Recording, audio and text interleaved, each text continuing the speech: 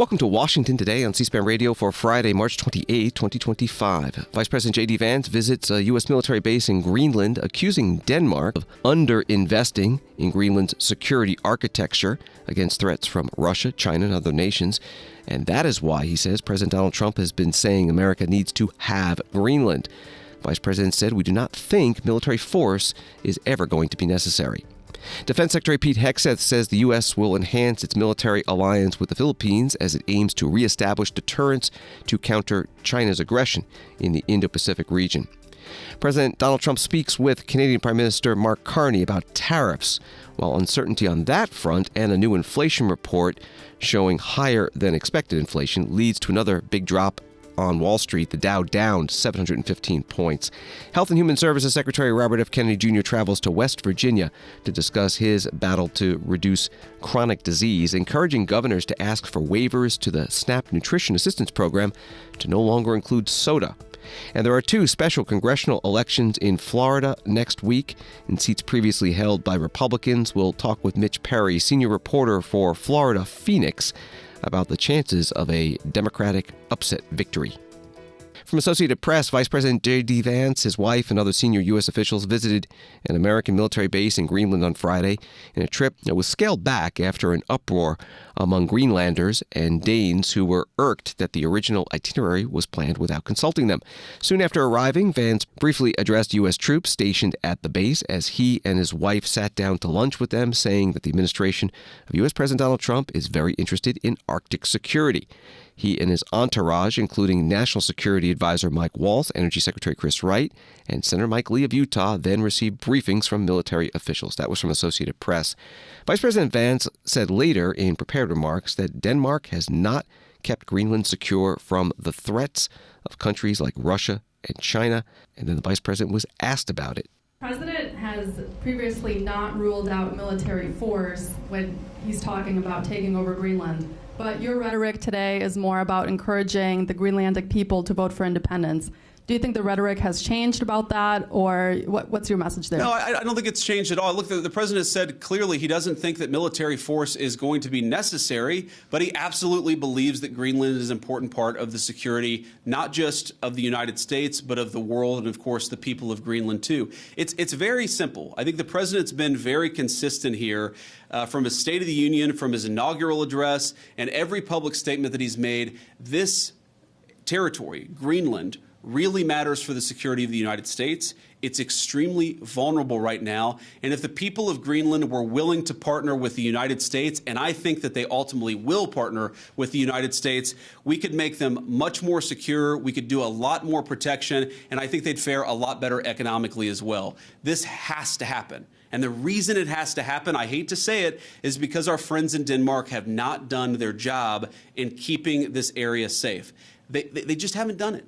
It's very simple. For all of our friends in the American media who attack the administration for pointing out the obvious, what is the alternative? To give up the North Atlantic, to give up the Arctic to China, to Russia, and to other regimes that don't have the best interest of the American people at heart? We have no other option. We need to take a significant position in Greenland to keep the people here safe, but to keep our own country safe too. We'll do one or two more. Yeah. Trump said this week the U.S. would go as far as we have to go to acquire Greenland. In that same vein, on that question, are there plans that have been drafted to use military force to take over Greenland? Well, what the president has said is that we need to have more of a position in Greenland. We need it, again, for the safety of the American people. And what we think is going to happen is that the Greenlanders are going to choose through self-determination to become independent of Denmark, and then we're going to have conversations with the people of Greenland from there. So I think that talking about anything too far in the future is way too premature. We do not think that military force is ever going to be necessary. We think this makes sense. And because we think the people of Greenland are rational and good, we think we're going to be able to cut a deal, Donald Trump style, to ensure the security of this territory, but also the United States of America. Vice President JD Vance at the U.S.-operated Bidufik Space Base in Greenland, taking reporters' questions. Story from the New Republic. Greenland's political parties have united under a new political goal opposing U.S. aggression. 4 political parties in the self-governing territory formed a coalition government Friday to project unity against Donald Trump's efforts to take control of the island. Greenland has 56,000 residents and is a semi-autonomous territory of Denmark. The new coalition will hold 21 out of 31 parliamentary seats, reporting from the New Republic. Ahead of the vice president's trip, Russian President Vladimir Putin said that President Trump's desire to acquire Greenland has long historical roots, and he said this is an issue that concerns 2 specific nations and has nothing to do with us. President Putin spoke Thursday night at an Arctic forum in Murmansk, the largest city north of the Arctic Circle. It would be a great mistake to believe that these are just some eccentric talk of new American administration. Nothing of the kind. In fact, such plans were obvious back in 1860s. Back then, the U.S. administration considered the possibility of annexation of Greenland and Iceland, but this idea was not supported by Congress at that time. Let me remind you that by 1869, the American papers laughed at the purchase of Alaska. The deal was called a folly. Alaska was called an icebox. And polar bears garden of Andrew Johnson, the U.S. president at the time. So the suggestion to incorporate Greenland failed at the time, but now the purchase of Alaska obviously is looked at the U.S. quite differently, just like the deeds of Andrew Johnson. So it is nothing surprising about what's happening now. Russian President Vladimir Putin Thursday night at a forum in Murmansk, Russia. That audio courtesy of The Sun. Returning to U.S. Vice President JD Vance in Greenland today, a reporter asked him about his participation in the group chat on the Signal app with Trump administration national security officials discussing the impending U.S. missile strikes on the Houthi rebel group in Yemen. The chat contents published by a journalist who had been inadvertently invited. And at one point, the vice president called the strikes a mistake.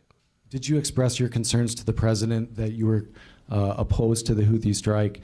And also, what did you mean when you asked, or when you said in that thread that the president wasn't aware that his directions for Yemen were inconsistent with his message on Europe? Well, I didn't quite say that. I think that's a slight misunderstanding of what I said, but we've talked, of course, in the American media about Signalgate, as I called it, for the past week. And here's what I told the president and the entire national security team is that, yes, it is in the interest of the United States of America to preserve navigation. Yes, it is in the interest of the United States to kill terrorists who are preventing navigation in the Red Sea. But we got to make sure that we do it right. We have to be careful. We have to make sure the timing is right. And of course, what that leak revealed, I think, is a private communication between the president's senior advisors about how best to prepare the American people for what we all thought we had to do, about the right timing of when we should do something, and of course, surfacing the strategic questions that we needed to decide and brief the president on so that he could ultimately make the decision about what we would do. What I saw in that Signal chat, and of course what I've seen in the president's senior national security team, is that sometimes we all agree and sometimes we all disagree, but it's important that we all have an honest conversation amongst ourselves and with the president of the United States about what we think is the best interest of the national security of the United States of America. I support the president's decision to strike the Houthis. I always supported the president's decision to strike the Houthis, and I support the national security team having the argument about how best to serve the American people. Vice President JD Vance in Greenland. Associated Press reports that a federal judge on Thursday ordered the Trump administration to preserve records of a text message chat in which senior national security officials discussed sensitive details of plans for a U.S. military strike against Yemen's Houthis. American Oversight sued this week to ensure that the records are kept in accordance with the Federal Records Act. The group suspects that administration officials routinely use Signal to communicate. Another AP story out of the Philippines. U.S. Defense Secretary Pete Hegseth said Friday that the Trump administration would work with allies to ramp up deterrence against threats across the world, including China's aggression in the South China Sea. Hegseth, who was visiting the Philippines, blamed the previous Biden administration for insufficient actions that emboldened aggressors like China over the years. He said the U.S. military was being rebuilt under President Donald Trump and was reestablishing its warrior ethos in the region, but did not elaborate. That was from the AP article. Secretary Hegseth took part in a joint news conference in Manila with the Filipino National Defense Secretary. Bill Gertz with the Washington Times. China is waging aggressive gray zone warfare in the South China Sea. Will the Trump administration order the Navy's 7th Fleet to provide a greater enduring naval presence in the South China Sea, considering the Biden administration failed to provide visible support there to a key U.S. ally of the Philippines? Well, Bill, it's a great question. You're right. What we're dealing with right now is many years of deferred maintenance, of weakness, that we need to reestablish strength and deterrence in multiple places around the globe, but pertinently today for this region. There was a lot of talk about shifting, a lot of talk about emphasis on the Indo-Pacific, a lot of talk about allies. What the Trump administration will do is deliver, is truly prioritize and shift to this region of the world in a way that is unprecedented to match the threats of the future, with a recognition that for the 21st century to be a free century, America needs to stand alongside our allies and partners, shoulder to shoulder. Today it's the Philippines, tomorrow it's Japan, it will be Australia and South Korea and other nations in this part of the world, where together, by, with, and through, we will establish the deterrence necessary to prevent war. You mentioned the 7th Fleet. It's not my job to determine where the 7th Fleet goes. I defer to Admiral Paparo and his war plans, real war plans.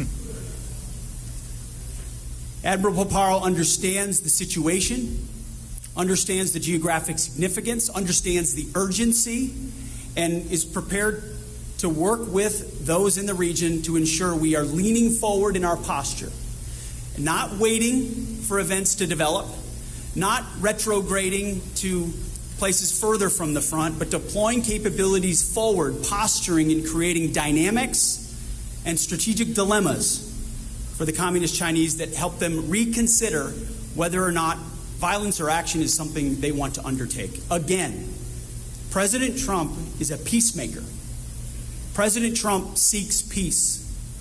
That's my message here as well. But in order to bring that peace, we will be strong. Our allies will know we stand with them. Our admirals are prepared and they will be properly equipped. We're rebuilding our military under President Trump, reviving that warrior ethos across the force. You know, I look out at the men and women of our military, many of which I did PT with this morning, younger and more fit than their secretary. And I see mechanics, I see special operators, I see lawyers, I see fuelers, I see pilots, I see sailors, all with different jobs. But what I ultimately see are warriors in the profession of arms, here deployed forward with our allies, postured and prepared to deter war. So Admiral Paparo is exactly where we need him to be, with contingencies laid in place, and we will be positioned to stand with our partners, hopefully to prevent any conflict at all. Defense Secretary Pete Hegseth in Manila, Philippines, joint news conference with that country's National Defense Secretary. Another Associated Press article, China's government bristled Friday at the strengthening ties between Guyana and the United States in online comments a day after a visit to the South American country by U.S. Secretary of State Marco Rubio. The Chinese comments come after Guyanese President Irfan Ali said his oil-rich nation would give the U.S. preferential treatment over other countries after it pledged to respond forcefully if neighboring Venezuela tries to annex Guyanese territory as it is threatened. The Chinese embassy in Guyana posted on Facebook on Friday that China has always put China-Guyana friendship first. And they wrote, "We honor our commitment with concrete actions. As a matter of fact, China has participated fully at the biggest economic and social transformation in the history of Guyana. Facts and figures speak louder than anything else. That was from AP. Chinese investment in the Western Hemisphere came up Thursday when Secretary of State Marco Rubio left Guyana for Suriname and held a news conference there with that country's president. You've traveled throughout the region. As you know, China has a growing presence throughout the Caribbean and Latin America. You carried out an effort to limit a Hong Kong company's presence in the Panama Canal, and you talked with some reservations about Chinese projects yesterday in Jamaica. I was wondering, is it the aim of the Trump administration to try and have the two superpowers reach an accommodation or an understanding where each power limits their military, diplomatic, and economic presence in the backyards of the other powers, meaning spheres of influence for each power? We don't talk about spheres of influence. The United States is an Indo-Pacific nation. We have relationships with Japan, South Korea, the Philippines. We're going to continue those relationships. My problem with China is twofold. The first is we haven't, in many cases, we don't have American companies that have shown an interest in investing in a country, so they don't show up. You leave them with no option. My second problem is in a lot of these countries, the Chinese companies go in, they do a terrible job.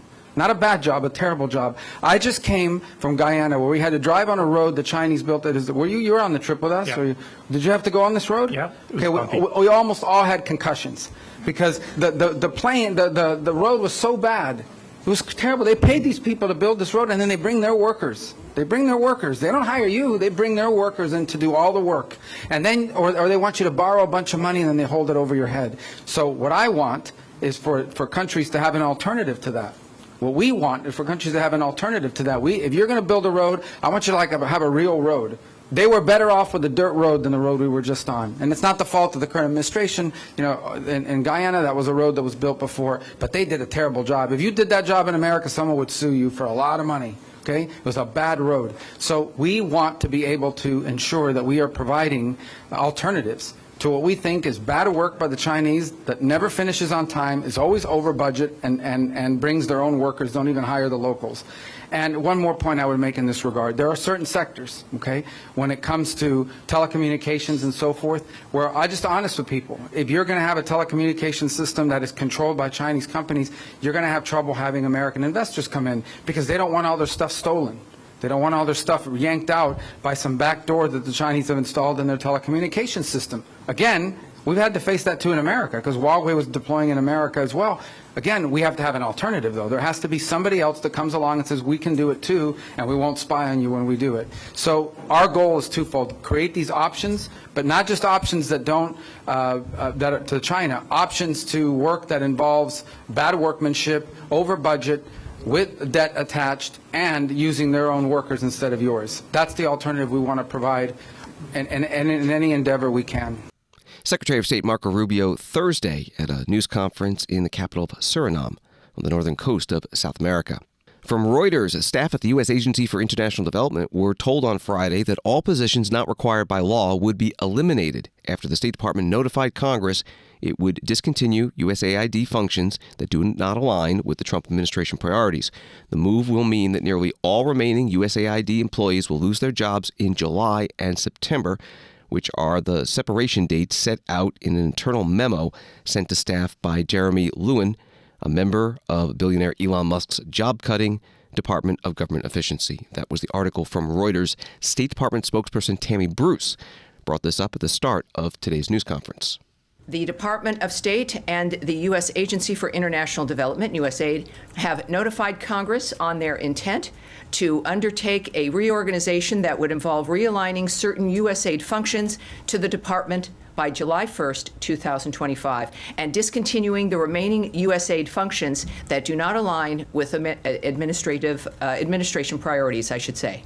In the words of Secretary Rubio in his statement, foreign assistance done right can advance our national interests, protect our borders, and strengthen our partnerships with key allies. Unfortunately, USAID strayed from its original mission long ago. As a result, the gains were too few and the costs were too high.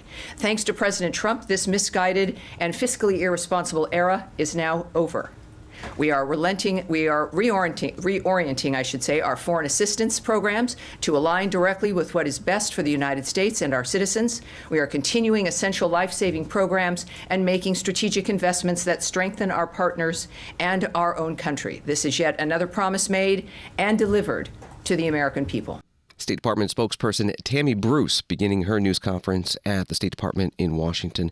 Again, from the Reuters article, the job cut notice came on the same day that a powerful earthquake hit Myanmar, toppling buildings across a wide area. USAID has historically played a major role in coordinating disaster relief efforts. That was from the Reuters article. Tammy Bruce saying today that USAID maintains teams of emergency responders to save lives, and the department is evaluating requests for assistance after that earthquake. Story from CNN. President Donald Trump took his most consequential action against federal employee unions yet late Thursday, signing an executive order aimed at ending collective bargaining for government employees whose work include national security aspects. The expansive order applies to workers across many federal agencies, including the Departments of State, Defense, Justice, and Health and Human Services. It also impacts the Centers for Disease Control and Prevention, the Federal Communications Commission, and U.S. Immigration and Customs Enforcement. A fact sheet released by the White House says the president needs a responsive and accountable civil service to protect our national security. The order is aimed at stopping federal unions who have, again from the fact sheet, declared war on President Trump's agenda. And it noted that the largest union, the American Federation of Government Employees, has filed many grievances, quote, to block Trump policies. That reporting from CNN. Wall Street today, the Dow down 715, NASDAQ down 481, S&P down 112. And CNBC explains that stocks sold off Friday, pressured by growing uncertainty on U.S. trade policy, as well as a more grim outlook on inflation. Friday's core personal consumption expenditures price index came out hotter than expected, rising 2.8% in February and reflecting a 0.4% increase for the month, increasing concerns about persistent inflation. Investors are looking ahead to April 2nd, when President Donald Trump is expected to announce further tariff plans. For further clarity, on Friday, Canadian Prime Minister Mark Carney told President Trump that the Canadian government will implement retaliatory tariffs following the April 2nd announcements. Part of the reporting from CNBC, President Donald Trump in the White House Oval Office today asked about tariffs. Canada's Prime Minister says that they will be implementing retaliatory tariffs. You said if that were to happen, that you would be responding with large-scale tariffs. Will you be following through with that promise? Well, absolutely, but we had a very good conversation. Mark called me today at 10 o'clock. We put out a statement. We had a very, very good talk. He's going through an election now, and we'll see what happens, but we have Liberation Day, as you know, on April 2nd, because, and I'm not referring to Canada, but many countries have taken advantage of us, the likes of which nobody even thought was possible for many, many decades, And, you know, that has to stop.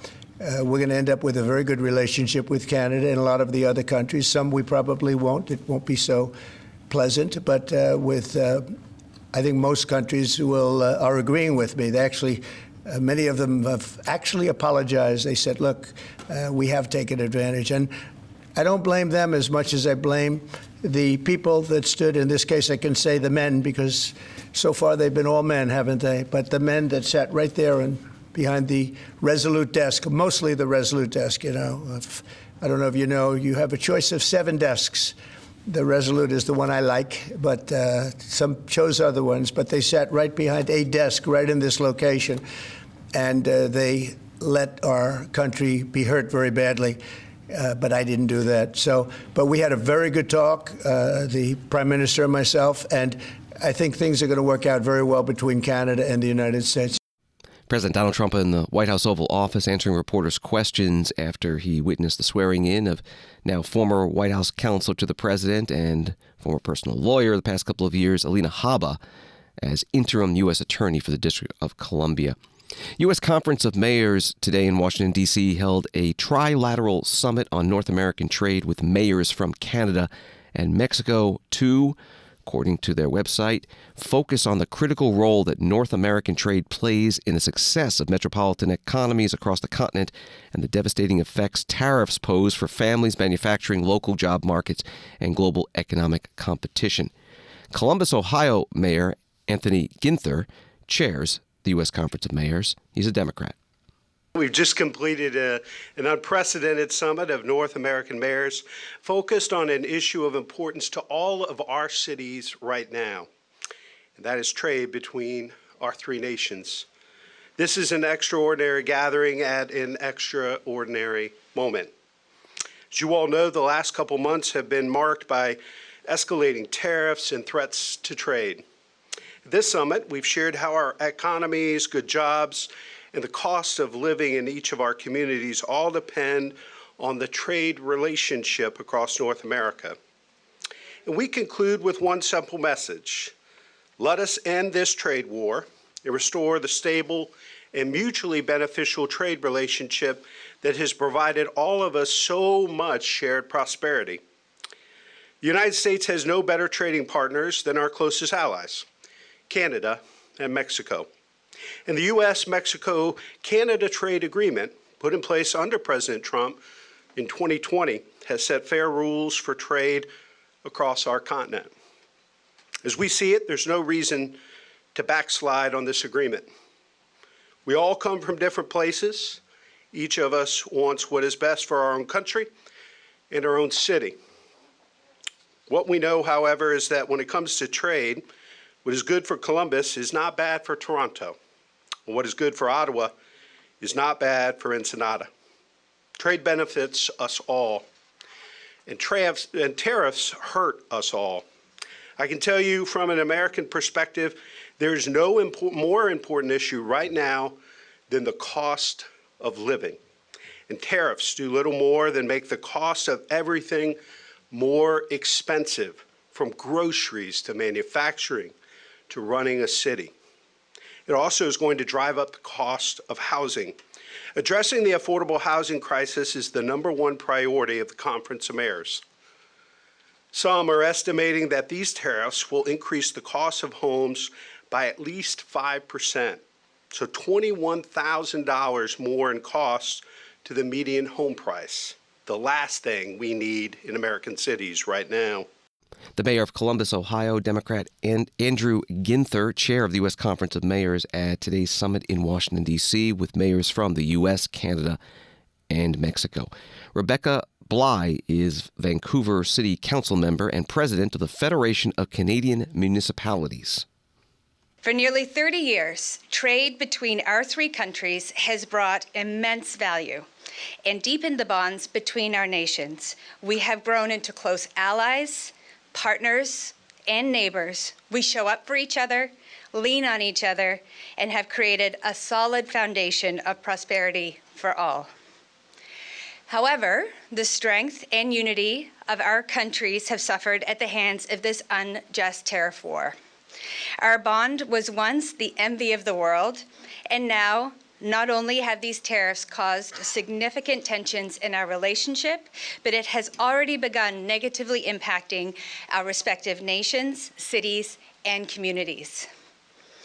As a small business owner, a member of the Vancouver City Council, and president of the Federation of Canadian Municipalities, I have witnessed firsthand the effects of these tariffs. Every single day since the beginning of this trade war, I hear Canadians' concerns. Will the cost of living increase? How will I be able to afford groceries? Will I lose my job? Will my business survive? And at the heart of our communities are the local businesses that drive their economies.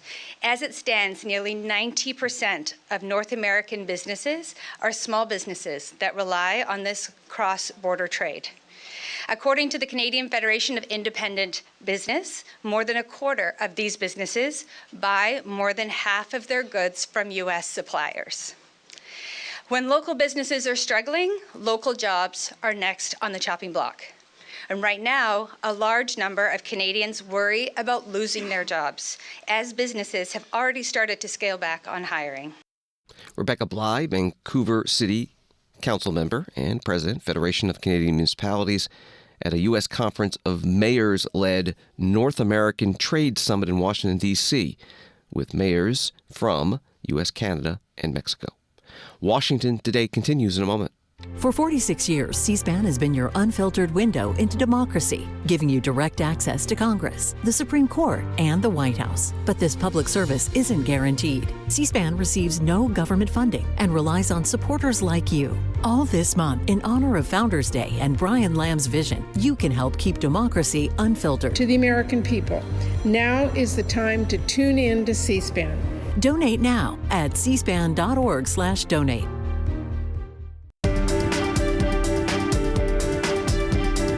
Welcome back to Washington Today, available as a podcast on the free C-SPAN Now mobile app and wherever you get your podcasts. Story from the New York Times. Health Secretary Robert F. Kennedy Jr. announced on Friday that the Trump administration will begin allowing states to bar recipients of federal food assistance from using the money to pay for soft drinks, a core component of his Make America Healthy Again agenda. Mr. Kennedy announced the change to the Federal Supplemental Nutrition Assistance Program, known as SNAP, in Martinsburg, West Virginia, where he appeared with Governor Patrick Morrisey, who recently signed legislation banning foods containing most artificial food dyes and 2 preservatives, the first state to do so. That article from the New York Times. Here is Governor Morrisey in Martinsburg. We want to reward healthy food choices. We need to change the SNAP system so that West Virginians are incentivized to make healthy choices, like choosing fresh produce, lean meats, and natural foods over a lot of the ultra-processed crap that barely qualifies as food, right? So, beginning today, we're asking for help to realign SNAP so that good food choices are easier to make. If taxpayers are paying for it, let's make sure it fuels health, not disease.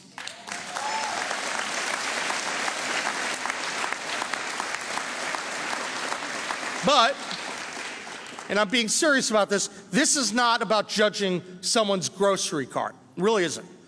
I don't want to do that. I don't think anyone here does. But it is about asking a fair question. Is the SNAP program doing what it was supposed to do? You see, SNAP stands for Supplemental Nutrition Assistance Program. That N is for nutrition. It's not for nonsense.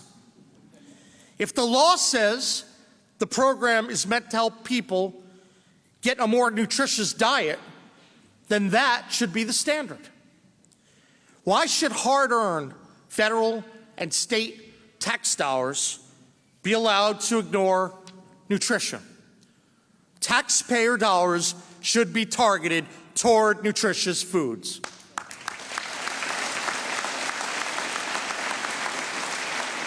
That is why today I'm also intending to request a SNAP waiver from the federal government to no longer have taxpayer-subsidized soda as an entitlement under SNAP.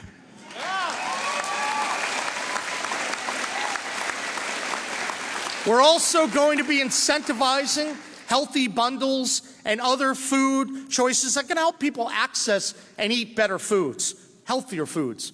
That healthy bundle and other programs, that's going to expand access to healthy food choices in this area and all 55 counties in the state.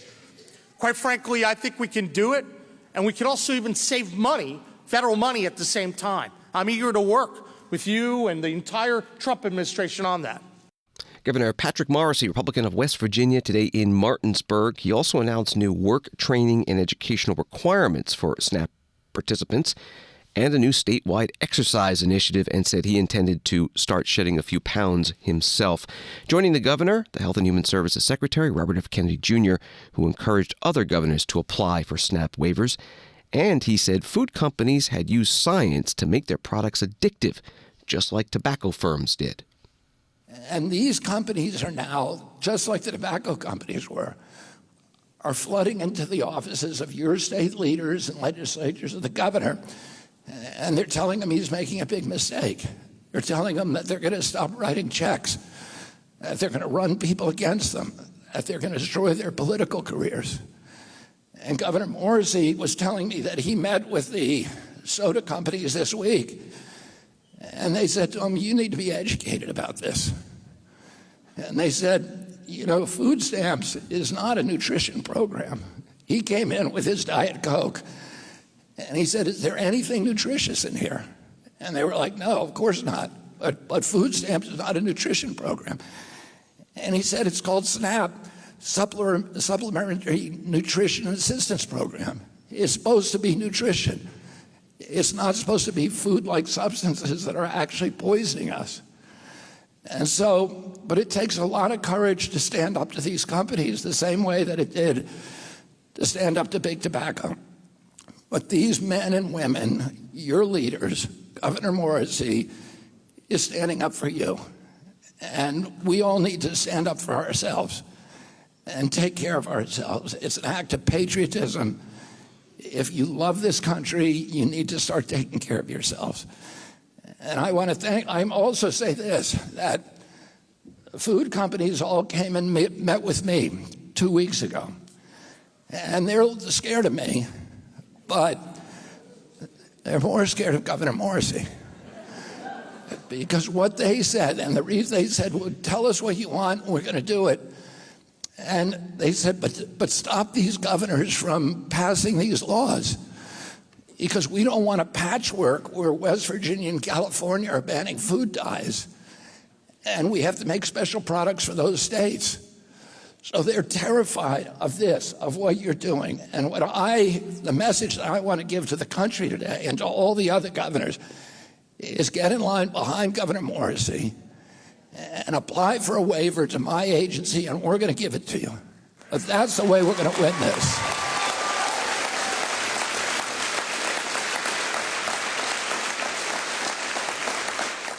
Health and Human Services Secretary Robert F. Kennedy Jr. in Martinsburg, West Virginia. The New York Times article on this visit has this: Mr. Kennedy does not have authority over the Supplemental Nutrition Assistance Program, which falls under the Agriculture Department, but the Agriculture Secretary, Brooke Rollins, has agreed to grant waivers. There are 2 special congressional elections in Florida next Tuesday to fill vacant seats, which might be a test of voters' views on the first couple of months of the Republican control of the White House and both the House and Senate. The 2 are the 6th District, which runs from St. Augustine to Daytona Beach, and the 1st District in the Panhandle. Coming up in a moment, we will talk with a reporter about those races. First, President Donald Trump spoke about them when asked about Thursday's decision, his decision to withdraw the nomination of Congresswoman Elise Stefanik, Republican of New York, for U.S. Ambassador to the United Nations due to the slim Republican majority in the U.S. House. Yesterday, you asked Representative Stefanik to stay in her seat. Can you explain your reason for that? And did it have anything to do with the tight polling in the Florida district that former Representative Waltz held? I think we're doing, I think we had, as you know, we have a few elections going on. And she is phenomenal, number one. She's a friend of mine, and she was going to go to the United Nations. And I said, look, there's a lot of room for doing that or something else. But she's very popular in her district, and I didn't want to take a chance. I don't even know who else is running. I assume somebody else would have been running. But if she runs, she can't be. You never want to say can't be beaten, but I think can't be beaten. She's very, very well-liked and very smart. And I said, Lise, would you do me a favor? We cannot take a chance. We have a slim margin. We don't want to take any chances. We don't want to experiment. And she polls like I do. I won her district, as you know, by a lot of points. And she also does very well there. When it comes to Florida, you have 2 races, and they seem to be good. It's a Trump plus 32 area. The one thing is they're spending like $12 million, and our candidate doesn't have that kind of money, spending much less than that, like maybe 1/12, about $1 million, a little bit more than $1 million. So the airwaves are blanketed, and you never know what happens in a case like that. I won it by 32 points, and it's very, very strong. It used to be Democrat, but when I came along, they liked me for whatever reason. You'll have to explain that, but they liked me, and we're way up. But you don't know what happened. 2nd District, who seems to be in pretty good shape, but likewise, he's being outspent about 5-1. So we don't want to take any chances. So I went to Elise and I said, Elise, do you mind? Very highly rated person, you know, she was a real leader. and she will be again. I spoke with Mike Johnson. They're going to put her in a high leadership position. But will you mind staying in Congress? Because we don't want to take any chances. And it's as simple as that. It's basic politics. It's politics 101. She's very popular. She's going to win. And somebody else will probably win, too, because we did very well there. I did very well there. But the word probably is no good. So I really appreciate her doing it. She's doing me a big favor when she does it, because she was all set to go to the United Nations, and she would have dealt with Putin and Zelensky and everybody else, and she would have been very effective. But we really don't want to take any chances, because it is tight. President Donald Trump in the White House Oval Office. Joining us now to talk about the special congressional elections in Florida next week is Mitch Perry, senior reporter with the Florida Phoenix news site. Thanks so much for being with us. What are the state of these races?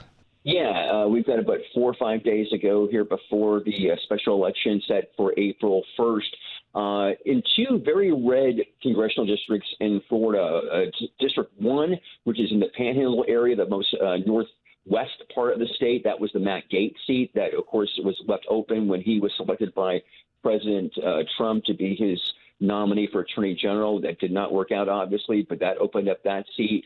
And in District 6, which is in more the central northeast part of the state, District 6, that's where Mike Waltz, of course, the national security advisor who's been in the news a lot this week, he left that seat, and that made that open. So the two races, the big story has been in the last week or so, has been really exposed about how much money is coming in across the country for these two candidates. Now, part of it is obviously we're seeing a lot of frustration amongst Democrats in the last few months since the November election, the frustration with what's happening in terms of what Donald Trump is doing with Doge and Elon Musk, obviously. We've seen that in these town halls. And I think that is somewhere where we're getting these candidates who are very unknown, frankly, are getting so much money in their campaigns and by far outraising the Republican opponents, both of whom are better known, at least here in Florida, in the case of District 1, which is Jimmy Patronis, the chief financial officer, and in District 6, Randy Fine, a state senator who's in the news a lot over the last several years here. So the money has been big money. And let's talk, if we could, about District 6 specifically, because that seems to be the one that's more competitive. There was a St. Pete polls survey released earlier this week that showed just a 4-point difference with Randy Fine, the Republican leading Democrat Josh Wheel in the race, which is, if accurate, we have no idea if it is, obviously. That is pretty stunning. This is a race that was won by Mike Waltz over his Democratic opponent in November by more than 30 points, actually, just about 30 points. And it's a very red district. And that is what's leading to a lot of attention here. And obviously, because of the fact that it's so close in Congress right now, the division between the narrow margin the Republicans have over Democrats, all eyes are on this race, or these two races, and especially again District 6. Donald Trump has now got involved. I mean, he already endorsed Randy Fine months ago in this race, but he did a town hall meeting last night with both Republican candidates. People say, Republicans are a little worried about this, that Randy Fine has really not run that strong of a race and that he's let Wheel have a chance here. So that's really, the top headline here. When you look at the messaging from the ads and the statements, what are you hearing from the Republican and Democratic candidates in that 6th district race? Yeah, the Democrats are really looking at the fact, especially, District 1, I should say for a moment, which is not the 6th, the more competitive seat, but that's a seat that has a lot of veterans, right, and a lot of federal workers. So I know over there, Gabe Alamont, the Democrat there, has been really playing in on the situation about the cuts to the federal government that's been happening right now. In District 6, I think Wheel is doing a lot of different things here. He is, and the race has gone, I should say, a little nasty. Josh Wheel is, I think he was originally a Christian person who became a Muslim a few years ago.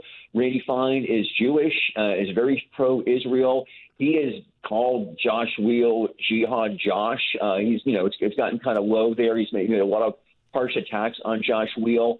But Randy Fine is really kind of kicking up more ads here. He's really playing on the fact that he has been endorsed by Donald Trump. Again, Trump won this district as well by 30 points, right? So not only the Republican win, but, Donald Trump won. So Donald Trump is extremely popular here. So you would think that simply the people knowing that, he's a Trump-endorsed candidate, that should do the job. again, so, I have been talking to some observers who don't really think that that Josh Weil will beat Randy Fine in District 6, but they're looking at the margins here, right? How close could it be? Because that could be really, you don't want to make too much of one race here so early on. I know a lot of the listeners of C-SPAN realize that in these off-year elections, the gubernatorial elections, right, in the fall, New Jersey and Virginia are so looked at as like an indication of what might happen in the next year in the off-year elections. So now you've got a little preview of that early on here. Each congressional race is unique in its own way, and I do think that these are two men, we shall also say, that don't live in the district. Neither of them do. Of course, it's not against the law to do that. And so, Randy Fine is from Brevard County, which is further away than Josh Weil, who lives in Orlando. So they are both talking a little bit more about themselves now in a way than not about the issues. Because I think Republicans are very concerned right now. This race should not be close. And by all indications, it is pretty close. Mitch Perry, senior reporter with the Florida Phoenix news site. You can find his articles at floridaphoenix.com and on X at MitchPerry18.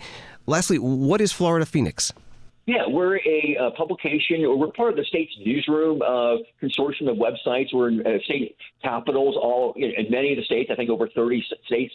I'm based here, or actually I'm based in the Tampa Bay area, but I'm up here in Tallahassee right now. We are in the middle of our legislative session right now. So yeah, people want to get a real taste of what's going on in Tallahassee with Governor Ron DeSantis. It's been very interesting up here, by the way. He's been getting some pushback from Republicans in the legislature for the first time in his tenure here. So we have a lot of news that's all about what's going on here in the state capitol here. Again, it's floridaphoenix.com. Mitch Perry, thank you very much. Thank you. This is Washington Today. From CBS News, President Trump announced Friday that the law firm Skadden Arps, Slate, Meagher, and Flom agreed to provide more than $100 million in pro bono work for initiatives backed by his administration. The agreement makes Skadden Arps the second major firm to reach a deal with Mr. Trump amid a recent blitz of executive orders targeting law firms that have employed his purported political opponents. The orders issued by the president have focused on the firms Perkins Coie, Jenner and Block, and Wilmer Hale. All three of those firms have filed federal lawsuits challenging the executive order as a violation of the First Amendment. Reporting from CBS News, the president made the announcement in the White House Oval Office. Skadden Arps, the highly respected firm, Skadden Arps, Slate, Meagher, and Flom, announced the following agreement regarding a series of actions that were taken by Skadden. And it reads, number one, Skadden will provide a total of at least $100 million in pro bono legal services during the Trump administration and beyond to cause that the president and Skadden both support. This is something we both support in relation to the following areas: assisting veterans and other public servants, including members of the military, law enforcement, and on and on. Number two, Skadden will commit to the mission of providing pro bono legal services to a wide variety of deserving organizations and individuals. Skadden is committed to funding no fewer than 5 Skadden Fellows. That's a scholarship fund that they've set up. And number three, and again, we're going to put this out in much greater detail, that Skadden affirms and commits to merit-based hiring, promotion, and retention. Again, that will go on for a little while, and you'll read that. And Skadden will not deny any representation to clients, such as its members or members of politically disenfranchised groups who have not historically received legal representation from major national law firms, etc. So this is going out now, and I'm instructing my people to release it. And this just was announced, so you can you'll get it in. This was essentially a settlement, and you'll be able to read that in great detail. We appreciate Skadden's coming to the table. As you know, other law firms have likewise settled the case, and it's a shame. What's gone on is a shame, but we very much appreciate their coming to the table. President Donald Trump in the White House Oval Office. Associated Press writes that the Trump administration on Friday asked the Supreme Court for permission to resume deportations of Venezuelan migrants to El Salvador under an 18th century wartime law. While a court fight continues, the emergency appeal to the High Court follows a rejection of the Republican administration's plea to the Federal Appeals Court in Washington by a 2-to-1 vote. A panel of appellate judges left in place an order temporarily prohibiting deportations of the migrants under the Rarely Used Alien Enemies Act. That was from AP. Supreme Court Justice Sonia Sotomayor today was at Georgetown University Law Center and talked about what the rule of law means, and she said it's troubling that legal norms are being broken now. Justice Kennedy, my former colleague, my friend still, and emeritus on the court, described it as, for him, all laws had to treat people equally and with dignity. And if you read his jurisprudence, every time he interpreted the constitutional laws, he interpreted with that principle of dignity at the forefront. And you can borrow whichever principle you want, but the point is that you have to define it, as Justice Abella says, with some form of what is justice. What is the right thing that law should be aspiring to accomplish? And we as a society have to be committed to that. Right now, I understand there's a lot of questions about what that means and what are our common norms. But once we lose our common norms, we've lost the rule of law completely. So it's going back to figuring out what those are. I'm going to quote Rosie. And this was her response to me when I asked her, what should courts do to protect it? She said, quote, "They need to remain fearlessly independent, protective of rights, and ensure that the state is respectful of both." I couldn't think of a better answer than that one. That is really at the end what judges should do, but it's in the end of what every citizen should do, which is ensure that the courts are fearlessly independent, that we understand that our obligation is to protect the rights given to us under the Constitution. These are not just made-up rights. The Constitution is the structure of the norms that bind us as a society in America. But we also have to demand that all others respect both of these principles. That's what our function is, Bill. That's right. That's so powerful. That's so powerful and so timely. It is. It is, because and Rosie and I have been in this conversation for a while, and you can understand why, because there are some really deep thoughts about what that actually means. What does the word rule of law mean? And that's the most fundamental point of what we do. And a lot, one of the things that's troubling so many right now is many of the standards that are being changed right now were norms that governed officials into what was right and wrong. Once norms are broken, then you're shaking some of the foundation of the rule of law. Is there any way to reestablish norms after they're broken? Well, in the end, I think some of my colleagues, like Neil Gorsuch, and he talks about democracy being messy, we're going to have to go back to reminding people what the fundamentals of their obligation as citizens is, and their obligation to monitor their public representatives.